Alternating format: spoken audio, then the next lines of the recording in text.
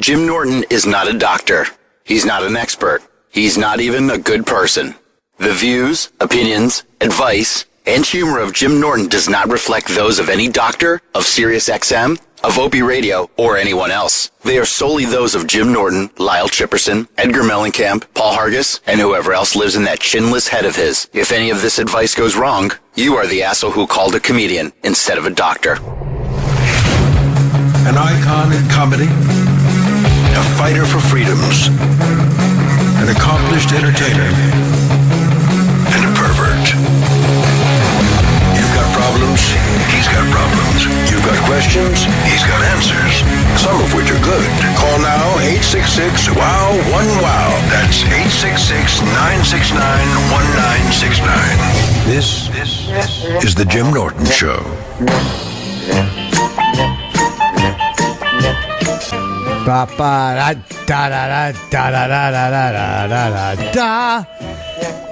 Oh, what a lovely afternoon it is. I'm a bit tired today because I had to wake up earlier, like just 40 minutes earlier to do IMIS. And last night, I almost had one of my meltdowns because it's been a lot of pressure in the last, I guess, week and a half, 2 weeks, because as we are approaching, I have the tour starting tomorrow. I have the chip campaign for Indiegogo, I think, is going live tomorrow. They're working on a couple of last minute edits. And, you know, that pilot that I was doing for IFC, we submitted 3 possible ideas, and they liked all of them. And so they said they didn't know what they wanted to do, so they let the network president decide, and she picked one, and it was kind of the one I wanted to do most. So now we have to send in these topic things, and it's just all this stuff that I have to do. And I've been doing less dirty stuff. I'm not saying no dirty stuff, but less, because it takes away a lot of my focus. So I'm getting a lot of my stuff done. And I shot this thing last night. My buddy Damian Lemon is hosting a show on True TV called Comedy Knockout. And it's where they get comedians and you talk about these topics. And it's a pretty unique looking set. But it was just this, they were shooting late and it started late and we didn't finish till fucking 11 o'clock. And I could feel myself ready to lose it. I wound up enjoying the shoot very much, but I'm just so happy. You know, me and Anthony had dinner. I had dinner with Ant on Monday night. And as we were talking, I was saying one of the greatest things I've learned in the last, I guess, 25 years was restraint of tongue and pen, as they say, when to shut the fuck up. It's hard to do, and I don't always practice it. But like the times where I've been so ready to explode and almost like, you know, throw the game, I didn't do it. And I could feel myself yesterday getting to that point and then just realizing you're lucky to be doing this. At least they're asking you to be here. Shut your face. So thankfully, I kept my mouth shut and did not make a total ass out of myself. But it was one of those things where you could feel yourself getting very, very close. So just a little bit of stress lately, but it's all good stuff. The tour is selling, which, you know, is nice. It's not sold out, but it's doing well, and I'm happy. Like I said, with the exception of a couple of markets I mentioned this morning. So Indianapolis, let's fucking move it. Aside from that, I have nothing to feel bad about, and it's kind of a weird thing. All right, let's talk to Larry in Hartford. Hi, Larry. Hey, Jim, can't wait to see you in Foxwoods. Okay, great. Listen, you're such a pussy communist cunt. You edited me from the Amy Schumer where I asked why you were cut from the movie. Remember that, you little cunt? Wait a minute. Hold on. Slow down. What did I edit you? You could have just said you wanted to call me a cunt, Larry.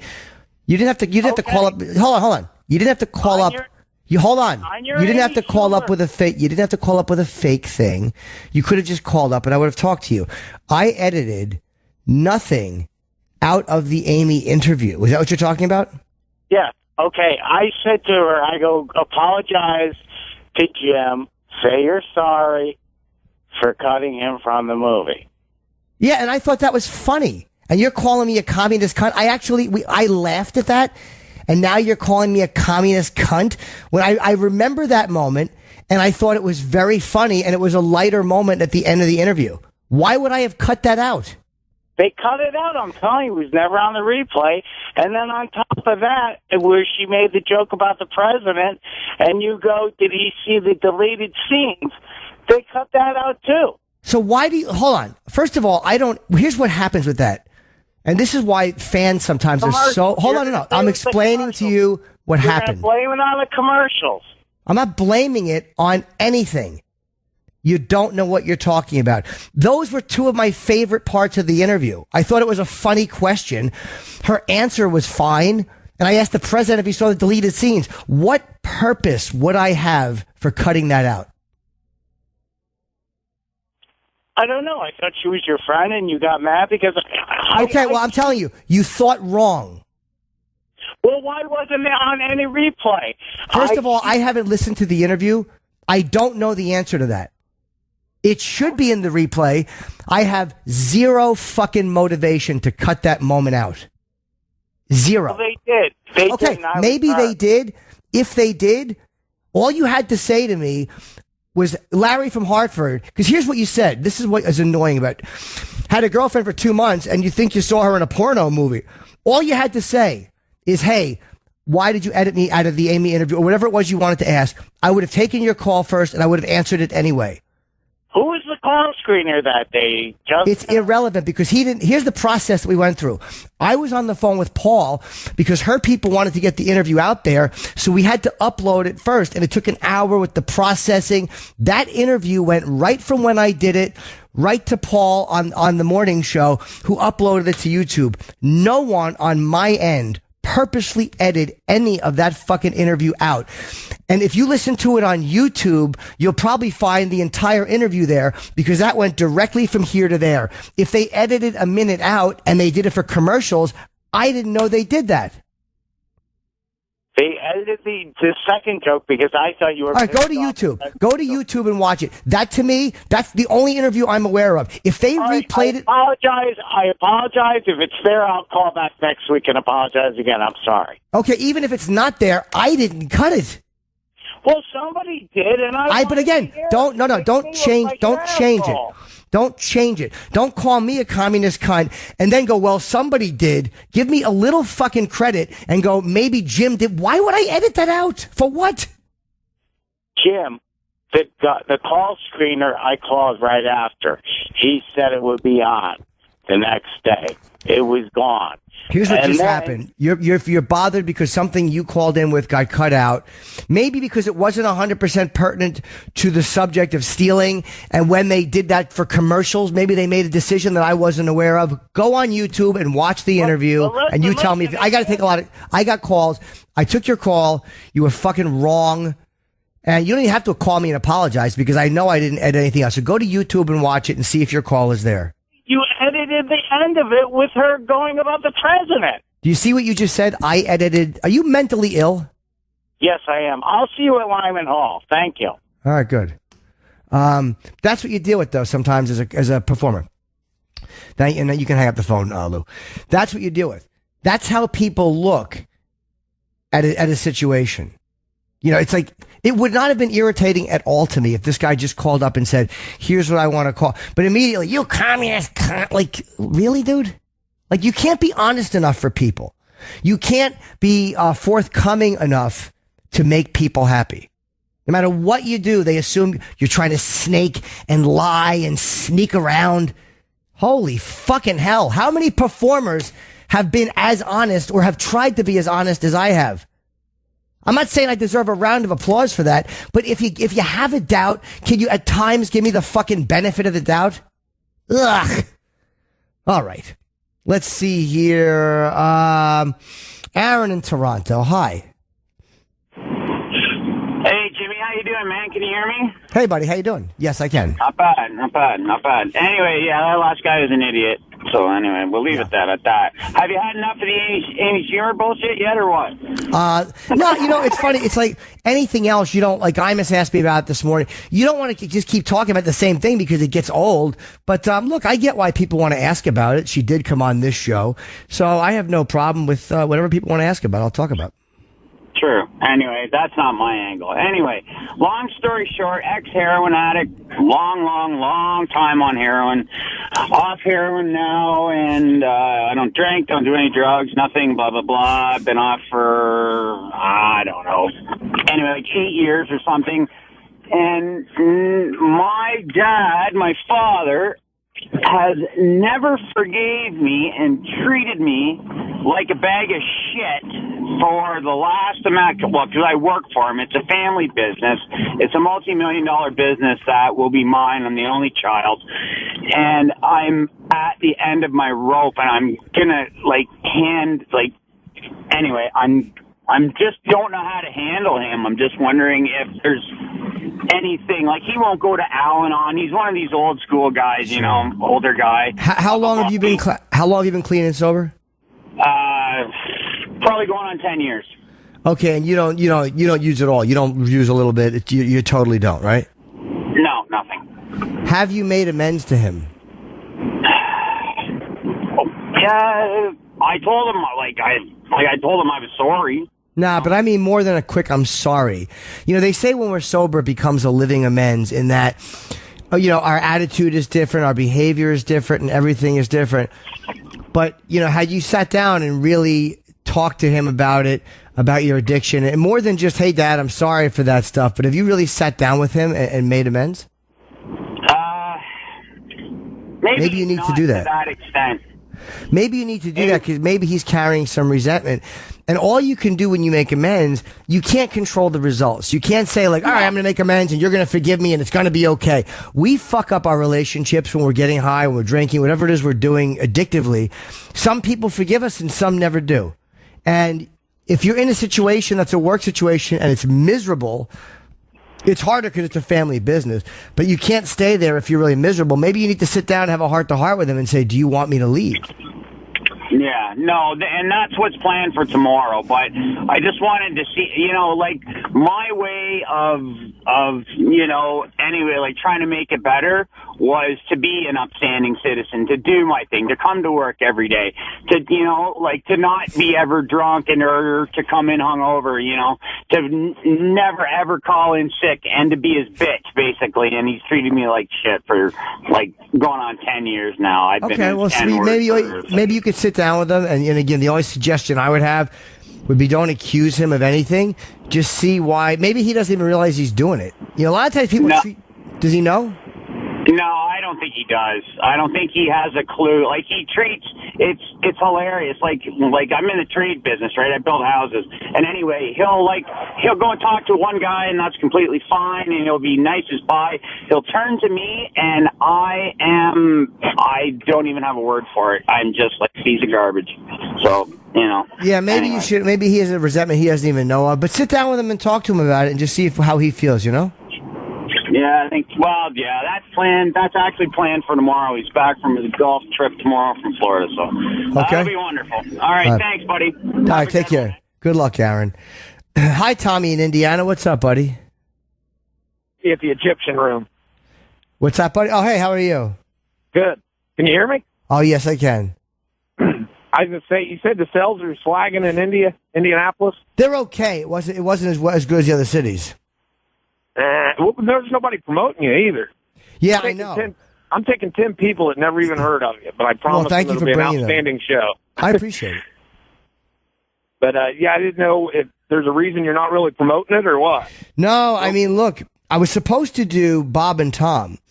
And the reason I didn't, my publicist there was 2 days they were able to do me. One, we were running late on the radio show because it was like a day we had Steve Austin and then somebody right after, Zach Wilde right after.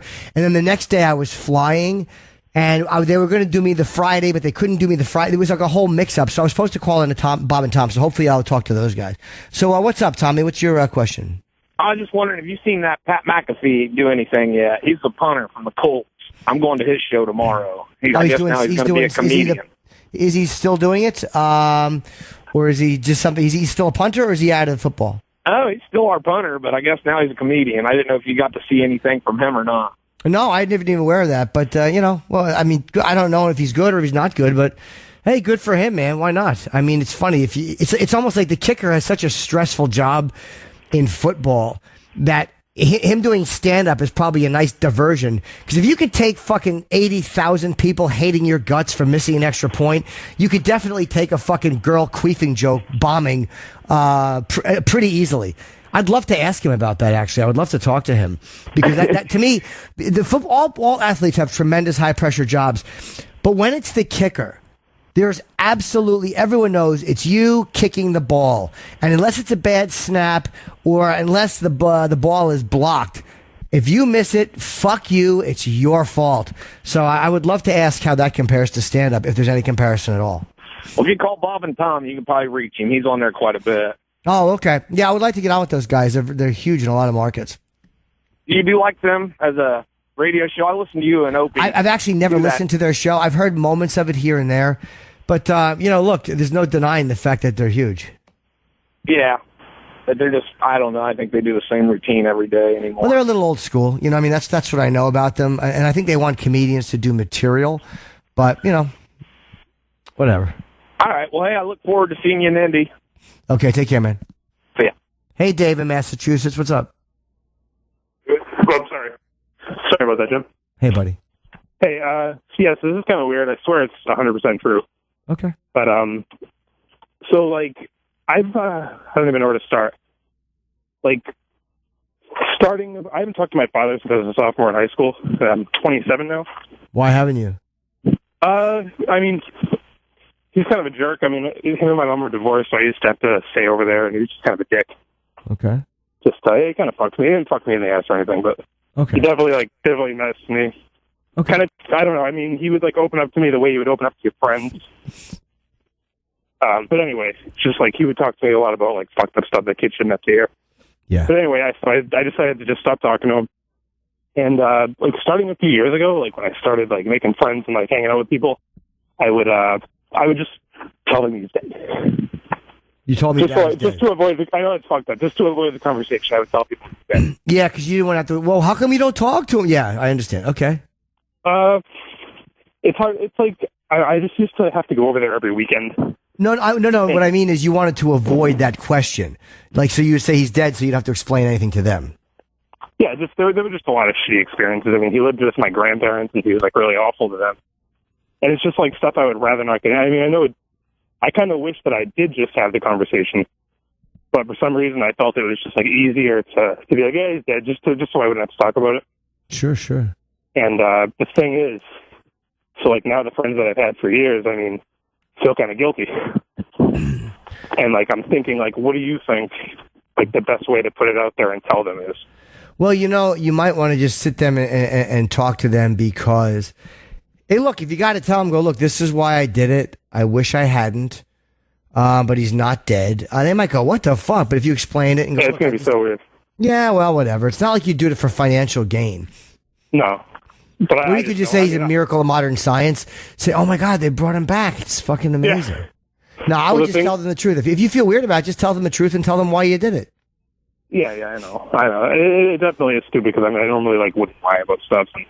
And the thing is, like, having a shitty childhood with him, like, really hasn't, like, ruined my life or anything, but I feel like the last couple of years, like, that stupid lie has. What's that?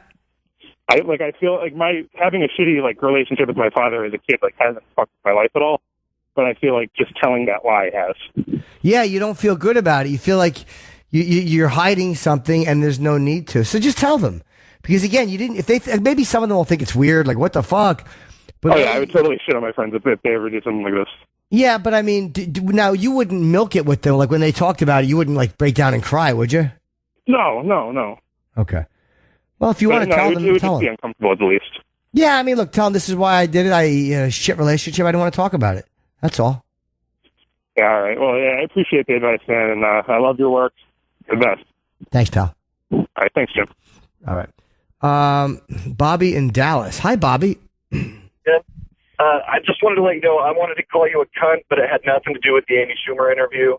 But my question is, like 80% of stand-up fans, I'm an asshole who's trying to be a comic, and I've seen some people who have stolen some jokes. I wondered if you've ever dealt with that and how you have, and I'll take my answer off the air. Thanks, Jim. Wait, do you mean have I ever had my jokes stolen? Your jokes, or if you've just seen, like, I went to an open mic night and somebody took a joke off of It's Always Sunny in Philadelphia. And, I'm still pissing in my pants as a new comic, so I didn't have the balls to call him on it. And I was just wondering, if you've ever dealt with that and how you have. It's funny. I don't even think you need to confront them because it has nothing to do with you. Like I've seen, a buddy of mine was doing a joke that Colin Quinn was doing, and it was very close. And I certainly didn't think he stole it because there were times like I saw Colin come off and then I'd walk in and this guy was on after him and he was doing a very, very similar joke. And I'm like, there's no way he stole this joke and then is doing it right after Colin. It's just not the way thievery works. It's crazy. So I told him, just so you know, man, I'm not accusing you, but Colin doesn't say, he goes, oh, I didn't even know that. And then he never did the joke again. So, I mean, I believe he didn't know it. And he thought about it. He thanked me for telling him. So there's a difference between that and accusing somebody of stealing. A lot of my stuff has not been stolen. Some would surmise because it's awful, and I couldn't disagree. Or it could just be because a lot of it's very personal to me, so it's harder to steal certain references. There was one thing I used to do in Silence of the Lambs, which a comedian started doing, and I said, well, maybe we both just thought of it. And then another friend of mine goes, no, it's two different parts of the movie that you put together. And I'm like, oh, yeah, you're right. And so I told him, and he still kept doing it, but I couldn't prove that he took it, so whatever, fuck him. Yeah. All right, thanks, Jim. Okay, good luck, Bobby. Let's see here. Caitlin in Arizona, hello. Oh, Catalina, sorry. Hello? I had wishful thinking it was Caitlin. Hi, Catalina, how you doing? I'm good. Good. How are you? I'm good, thank you. I'm going to change my question. What's that? I'm going to change my question for Okay. Jim. Yeah. I wanted to know if he can drink as many beers as Wade Boggs did. How many did Wade drink and when? 80? 80? Oh, my God. No, I was never up to 80 beers. No. You never had 80? What's that? You never had 80 in a day? No, I don't think in a day I ever had 80. No, that's a Chip Chipperson question. Fuck yeah! A couple of cases. No. A couple cases. It's like too many. No, why do you think Wade Boggs drank that many? Did he say he did? Yeah, he told me. He told me yesterday that he drank that many. Do you know Wade Boggs? How do you know him? I don't know. He's just an old family friend, you could say. All right. Are you just being silly? Yeah, I think I'm just being silly. I'm just sitting at a Starbucks being all alone. All right, well, I can't imagine why you're alone. You seem like a delightful young lady. Oh, God, thank you. I just got dumped. I don't think I'm that delightful. Why'd you get dumped? Was it your compulsive lying? Yep. Yes, it was. Why'd you dump you? Nah. We just started to hate each other. Have you ever had that issue? Have I ever not had that issue is the question. Yeah, usually happens a week into the relationship. It was rough. How long is your longest relationship? My longest one was close. I want to say 3 or 4 years max. Probably 3 years. I usually go about 2.5 when I'm in love and serious. And then you just dump them after 2.5 years because that's real. No, or they dump me. I mean, it's mutual. Believe me, I'm not this charmer. I know that, Catalina, you listen to me and you think, boy, this guy's got it all together. But, sometimes I am flawed in a relationship and they're happy to be away from me. I got to run. I got a bunch of calls, but enjoy your coffee. Okay. All right, goodbye. Somebody called, Chris in Portland. Nothing was edited on the replay addressing the earlier comment. Hello, Chris. Hello. Hi, buddy. So nothing was edited, huh? No. It's I'm sure you're probably getting many of calls over this, but I've heard the replay at least 3 or 4 times, and every single time I've heard both of those comments about the deleted scenes and all that. Well, I hope not, because I specifically told them to take that out. So, but that's what you deal with. You do at a radio show. Fucking people who believe their own silliness. All right, well, thanks for checking in. I appreciate it. Not a problem. Yeah, bye. Tom in Miami. Hi, Tom. Hey, Jim. Big fan. Thank you. The other night, I was out with some friends, and my friend and his girlfriend were fighting, and I don't like piping in usually with like any altercations, but he was like saying like really shitty things, and like I know if it's like a physical altercation, I should jump in at that point. Yeah, physical is different. Yeah, exactly. So it's like I don't. And the thing is, too, it's like I feel bad though leaving her hanging, and she's Why? like shitty things because I don't know, because it's like it feels, I'm very uncomfortable, I guess, with like any sort of fighting as it is. So it's like when it's like something really like shitty where it's like stuff where it's like I feel like if I said it, it can never be taken back. It's like I don't know. I don't know if I should ever pipe in or just let it be. Well, you don't have to be around them as much. Maybe you don't want to be around them when they're like that, or tell him like, hey man, it makes me really uncomfortable. But I wouldn't pipe in. It's none of your business. Even though I know you're there and it's hard to listen to, maybe you could just leave the situation. Okay. Yeah. But I wouldn't say, hey, now easy on the lady. There's ladies present. Yeah, exactly. All right. Yeah. Okay. Yeah, because it's like I was in the car and it's just like I've asked other people and they're like, oh, you should say something. So it's like I felt mixed up in the feeling. So what are you going to say? Yeah. All right, man. Well, thank you so much. And congrats on IFC. And I'm looking forward to it. Well, let's just hope I haven't even shot it yet. So let's hope they like it once it's shot and they do something with it. But I'm happy it's moving. Thanks, buddy. Yeah, for sure. Thanks, man. Bye. Okay. See you later. Hi, Eric in New Jersey. What's up? Hey, Jim. I finally got to the point in my life where I decided I don't want to be fat and weak. I want to be strong and thin. So cool. I was wondering if you had any ideas on how to find a personal trainer. Well, I did it at the gym I go to. There are a lot of trainers that work there. And I found a really cute blonde, and she started training me. And then there was another blonde who I wanted to hook up with. So she started training me. But then I just realized they're great trainers, and I stuck with them, regardless. So just find somebody you want at the gym you work at. Most gyms have people that work there that are trainers. Now, do you think it's better to have a male trainer or a female trainer? Both of mine are female. I don't. You know why? Because I don't need somebody barking at me, and I just don't want to stand there with a guy for an hour. I'm around men enough. Yeah. Work and my fucking, most of my friends are guys. I don't need male energy. Yeah. I just don't need it all the time. But I can't take being barked at from them or from women. I just don't like it. Come on, let's go. That's nothing for me. So you got to talk to people, whatever your preference is. Yeah. Well, what about finding a trainer outside of a gym setting? Well, I don't know where to go for that. I'm sure you could Google it in your area, or you could just go online. I mean, they're not that hard to find. They're fucking personal trainers all over the place. Yeah. All right. Hey, so are you not doing Borgata this year?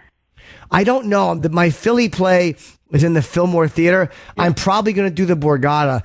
Normally, I used to start January in the Borgata, but because of the way we were doing the tour schedule this year, I'm probably going to do it closer to the end of the year or the summer. Oh, okay. Okay? But I will do it. All right. I'll see you in Philly then. All right, buddy. Thanks a lot. All right. Thanks. Bye-bye.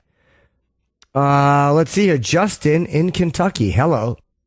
Man, I seen you over the weekend at the Laughing Derby, and you killed, by the way. Thank you. That was in a really, really great crowds.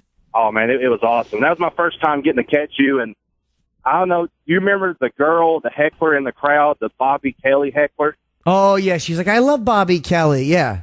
I absolutely added nothing to the show, but that was really my first time ever seeing a heckler in person completely derail a show. Like, does that happen often? I mean, is that just, am I, just not ever seen that? Well, where I was in the show when that happened, it wasn't a crucial thing, or I would have had her thrown out. She wasn't even, she was a weird heckler, because she was having fun. She was just so drunk. She was just trying to have fun, and then she was standing up to take my picture. She tried to hug me when I walked off. She was one of those narcissists in the moment, and I don't want to overuse the term narcissist. It was just, she was just drunk and making it all about herself. She wasn't heckling aggressively.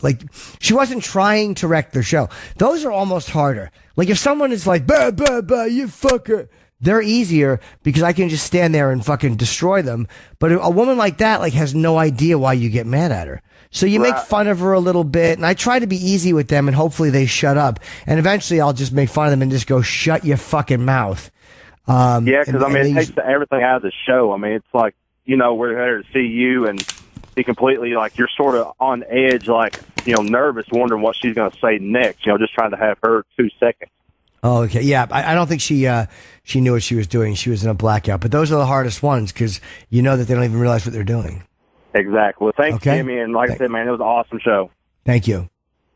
Hi, Fontaine in Virginia. What's up, buddy? Hello, James Joseph. How are you, buddy? Good. How are you? Hey, Jimbo, my call was the first one on the Amy interview, and it got cut. But who the fuck cares? The problem is some of the fans, like your show and Obi's show, you guys do such a great job with it till it seems like your family and that you're friends. Like most of the people think that they're friends with you and Patrice and Bob Kelly, and then they want to call up and complain that their shit got cut. If you want to be funny, just put together some material, steal some stock lines, and go to a fucking open mic. Goddamn. Well, what did your call say? I don't even remember, Fontaine. I actually asked her for some relationship advice, and I certainly wanted to talk to Amy about that. And, it had nothing to do with what the overtone of the day was, which was the whole joke thing. So wait, let me ask you a question. It got cut from replays, but it's in the YouTube interview, which is the one. Everywhere that interview went, they got it from the YouTube upload. Now, that's if you listen to it there, that's got to be the whole thing in its entirety. I don't think any of the calls were cut from there, were they? I don't know. I'm not one of those guys that goes and tries to hear himself on the radio all the time. Where did you hear? Where did you hear the replay? On the radio? Yeah, I heard it later that day. Okay.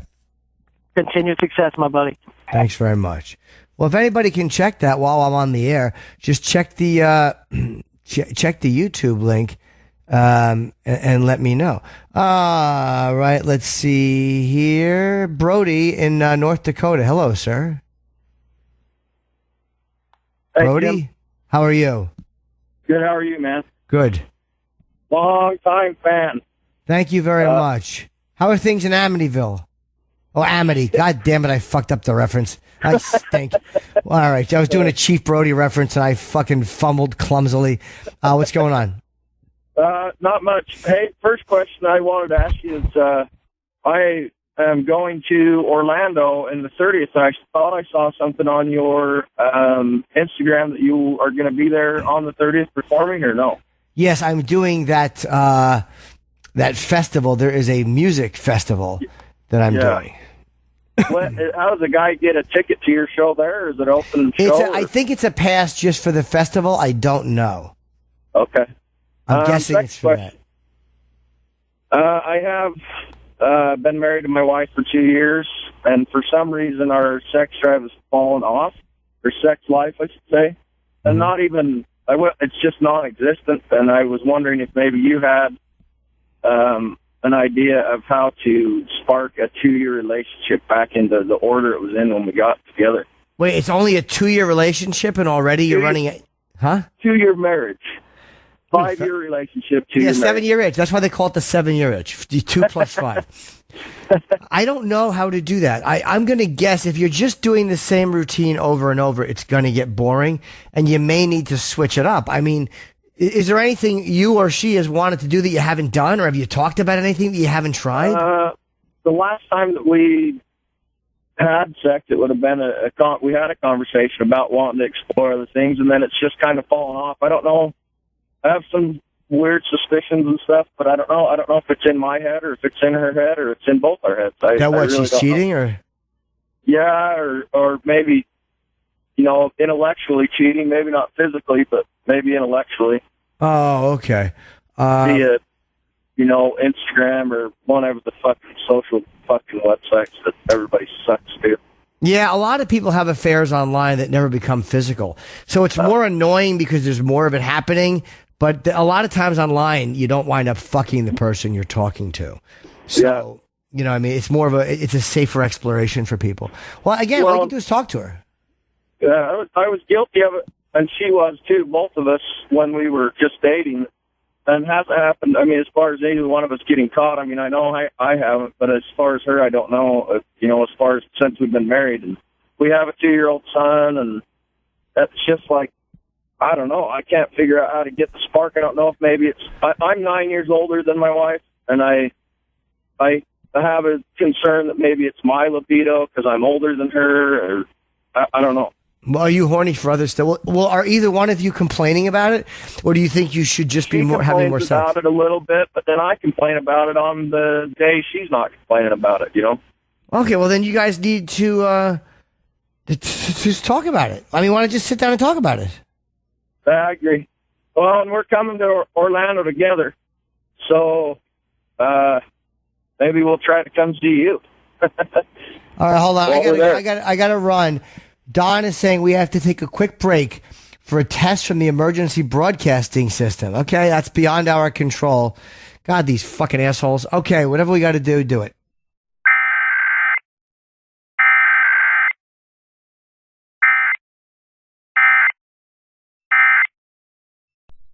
Am I on the radio?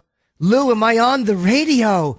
Sorry about that. What happened was there was some kind of an emergency test sandwiched into a 4-minute break. I didn't know that until we went to break. I thought it was going to be a 10-second burp, that fucking beep that they do.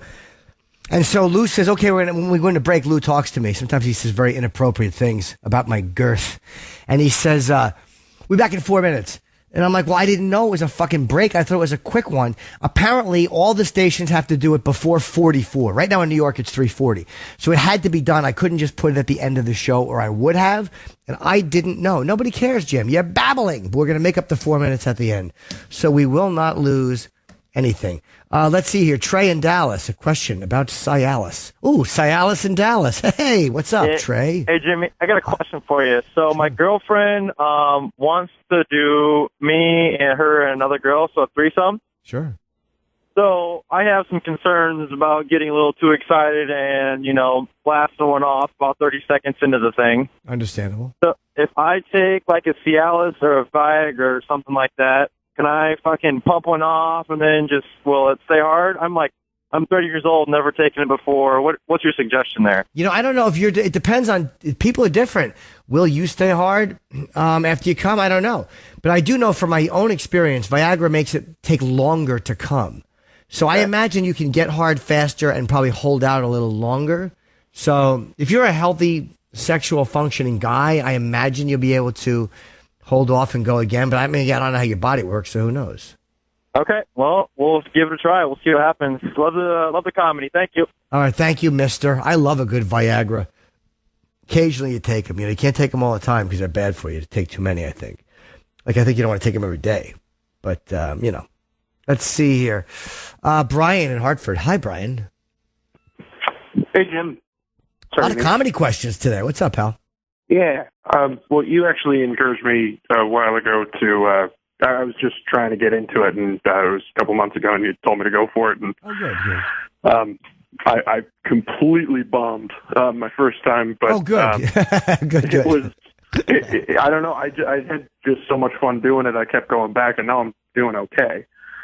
Good. And I finally got up to, at just one of the local places here, they let me do 15 minutes, and it went really well. Oh, that's great. Do you tape yourself? I haven't. No, I've not video anyway. I've used my iPhone in my pocket because I just don't have a GoPro or anything like that. That's fine. Use your iPhone as long as you listen to the sets and learn what you did wrong and right. Make sure you do that. It's tempting not to, but don't be lazy about it. Make sure that you do, because you're going to learn a lot from that, and you're going to get a lot better. Thanks. But I did want to know. Here's my predicament is the place around here has been generous enough to let me come in and do open mics and that kind of thing there. But I'm a musician. I play for a living, so I'm often out of state. So I know when I was doing music and just getting started and whatnot, I would send over demos and things of myself to see if I could get in, but I'm having more and more trouble finding open mics outside of my immediate area. I just didn't know if there's a word of mouth thing or anything that people know about, or websites that you go to, or if there's a website. If I wanted to send stuff out to a venue, what I needed to do to be able to get in there, because I want to keep working on it. Yeah, well, you want to ask about local comedy bookers, because that's changed so much since I was new. One of the ways I got work was working comedians liked the fact that I didn't drink and I had a car. So guys like Bob Levy, and at the time there was a local guy named Stan the Man Hayes, who was a good friend of mine, and Otto, of course, who never drove. So all these comedians needed rides, and even the ones that could drive, like Bobby, would drink. So I would be the designated driver and the host. So I got a lot of work on the road with guys like Bobby and Florentine and Otto and Stan, just by being a sober driver. So maybe other comedians can take you on the road with them, but that was how I broke out. I didn't have to send a whole lot of tapes, because say they were going somewhere, the headliner could usually a lot of times book his opener. So those guys didn't ask for a tape. They just took me with them. And I got to know a lot of the local bookers that way through the comedians who are higher up on the ladder than I was. I don't know about just randomly cold calling and sending tapes. That I've never had to really do. Okay. But try to get comedians who are more experienced than you. If you're responsible and you can drive, see if they'll take you on the road with them a little bit. All right. Could I say one more thing just before I leave? Yes, you can.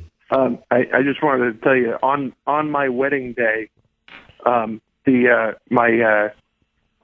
pastor just turned and looked at me and was like, "I knew Brian when he was younger and he had a chip on his shoulder." And I swear to God, at the altar, I went, "What's that?" Oh, good boy.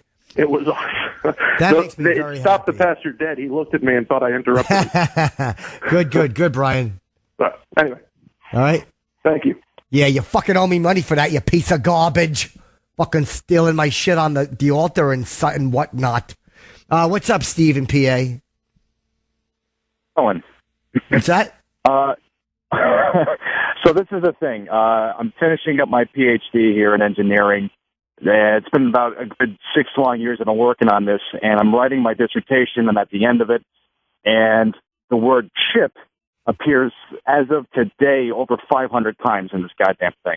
It must be a comedy class, and they're probably saying, like, if you want to laugh, just talk to Chip. Is that what they're saying? Fucking piece of garbage. I'm just pulling your cock. Oh, God, it's impossible to read this thing anymore because I'm reading it. My boss is yelling at me saying, "Oh, this is terrible." I'm just thinking to myself, "What's that? What's that?" Every time I see Chip. Yeah, it really is a weird. Colin's message to me was so funny, but even I do it every time I hear the word chip. It's ruined, and it just makes me really laugh. And my goal, and I'm really hoping people like this animation. Again, I know that the people go, "It's not the best, highest level." I know. I just want it to be funny. That's all. And I'm hoping it really ruins that word for people. So I'm so happy that it's ruining something in your life. Thank you for telling me that. Well, I got to tell you though that I guess I've been writing this. I've been thinking about life in general for the past 6 years or so, and just thinking about different things. And I talked to you at one point years ago about trying to do stand up. I was thinking about when I did stand up for a couple of times and horribly. So I just thanks for everything throughout the years through Opie and Jimmy, this show, your stand-ups, really appreciate it. So well, thanks, a man. lot. All right, take care. Good luck, Steve. Thanks. Hey, let's see here. Jim in Chicago. Hi, Jim. Good to talk to you. Hey, you too, buddy. How you doing? Good. Before I ask my question, I just want to say, listening to your radio show, it feels weird because I feel like I know you so well because you're so open. And so when I call, I feel like I'm talking to a friend and you don't know who the fuck I am. So well, thank you. It's a weird relationship. People, you know what? It's funny. People have a relationship with performers because you listen to them and you like them. And I feel the same way as a fan. And I understand the relationship as a performer. And people, especially with radio, because, you're listening to us talk about our lives and about opinions and all this stuff, and you could agree with us, you can disagree with us, you can laugh and you can hate our guts some days. It becomes a real involved thing where people feel very, very strongly about it. So thank you for saying that, but I definitely understand. Yeah. So anyway, I am 54 years old. I just turned 54 years old. And all of my life, since I was 6 years old, I wanted to do stand-up. Okay. And when I got out of high school, I got people pregnant and had obligations, and I didn't ever do it. So I've decided I got to do it before I die because it's all I've ever thought about and done. So I found a place where I can work out it's really friendly. Okay. And so they're real cool. They give you up to 8 minutes, depending on how many people are there. And generally you get about 5, which is really good. You know, I mean, it's a lot, especially for me just starting. So my question is, when I start going to these other places, which I'm going to start doing now, where I might get hecklers or something, sure. Like, I'm afraid it's really going to derail me. And I'm like, can you give me like some simple tip that I can work on to deal with that? It depends on, the best way to handle hecklers. Go after their race. No, I'm just kidding. What you got to do, it really is, it's experiential. It's one of those things that you learn to deal with as you go on. Like, because you have to make a very, very quick judgment. In whether it's a heckle or a guy sitting there talking to his girl or a woman who won't stop talking, or there's so many things that can happen that while you're performing make you go, okay, like in your mind. And look, now, is it a fun heckle? Hey, me and my wife, we don't have sex anymore. And a guy going, I fucked her. Like he's either trying to be an obnoxious dick or he really is having fun and trying to help you out and be playful with you. You have to make a quick decision. What is he doing? And then address it accordingly. And you get better at that as time goes on. Because if a guy's having fun with you, even if he, if he yells, I fucked her, you don't want to hit him with a really brutal one. Because then people are like, Jesus, dude, he was joking. But you don't want to be too soft on him because then they're going to think you're weak. So you got to hit him at just the right speed. And again, none of it's a guaranteed win. But you have the advantage because you have the microphone and people assume that you're going to beat him. It just happens and you will get used to dealing with it. My only advice is don't let it ruin your night. Understand what it is. You've chosen a path of doing some live performing. Part of that is going to be interruptions, whether it's the microphone goes out, like that happened to me in fucking Arizona. My mic went out for 9 minutes and I was just kind of improvising and fucking with the crowd.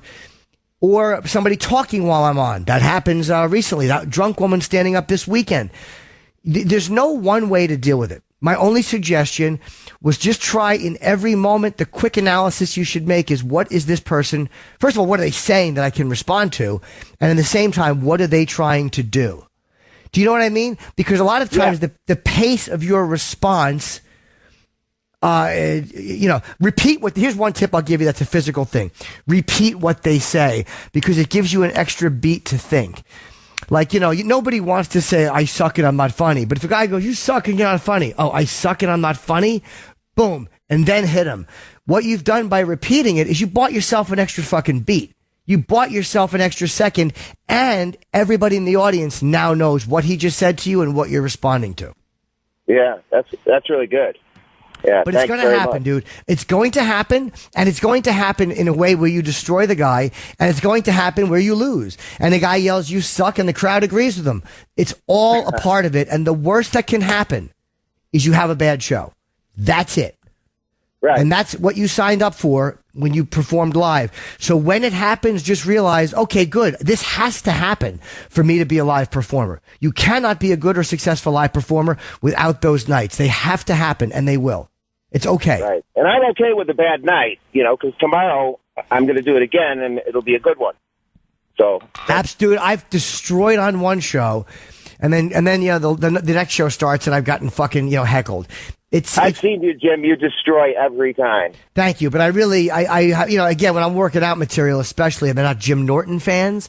In a theater show, it's different. I'm doing the Vic Theater tomorrow night, actually, in Chicago, and when they're there to see you, what's that?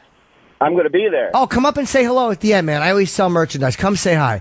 Okay. It's harder. You don't usually get heckled as much in a theater. Well, they'll yell Opie and Anthony stuff, or they'll yell Anthony, or they'll yell Chip. But those are not heckles that really bother me. They annoy me sometimes because they'll step on your fucking joke. But they're not trying to be dicks. They're fans and they're having a good time. And I don't mind fucking playing with those people. I just ask them to pace it out for the timing so they don't step on a joke. All right, buddy, I'm babbling. I'll see you tomorrow. I just like these comedy questions, okay? Hey, Rich in Illinois. Fucking lucky you. I'm rich somewhere else. It was financial, Yuma. What's up, buddy? How's it going, Jim? Good, man. Hey, you guys advertise for the Zipa. Have you ever used the Zipa? No, what is the SEPA? The Zipa for your sleep apnea? No, I have not. I kind of Googled it and looked at it, and it's kind of one of the, just like a mouthpiece looking thing. I didn't know, it's on your guys' on your show. No, how does it work? It looks to me like it's just like a mouthpiece you put in your mouth when you go to bed, and it's got like holes in it for you to breathe, and it supposedly makes your tongue stick down, so you're not snoring. Oh, wait, what's it called again? I'll Google it as we're talking. Spell it, please. It's A-Z-Y-P-A-H. A-Z-Y? Oh, Azifa, sorry. I'm not seeing it. So, A-Z-P-H-A. No, I'm not seeing it, man. Maybe you're saying it wrong, but I would suggest, look, ask a doctor if it works for you. But, the machines are so hard. There's a lot of people that are helped with mouth guards. I sleep with one, but it doesn't help all of my apnea. I think I need the kind that Joe Rogan has that holds my tongue down better. So I don't know the answer to that because I'm not familiar with the product. But if we're advertising it, it must be darn good. And I'd certainly be willing to try it. If those guys wanted to measure me up for one, I'd certainly be willing to try it. So I'll talk to Don about that. Thank you for the call, okay? Thank you. Good luck, my friend. Guys, we got to go. I'm sorry for all the people we didn't get to. The lines are absolutely full. Every week, this phone lines have been fucking blown out full. But please call back next week. And please remember, if you're in Chicago, Milwaukee, or Michigan, I'm having a romantic Valentine's Day thing where my big closer at the end of the night is I take roses and I shove them in my asshole with the thorns and then I pull them out with bloody skin. Why would I say that?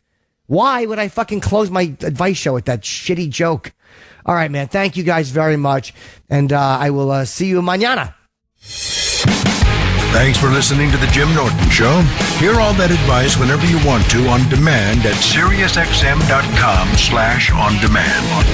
On SiriusXM is real.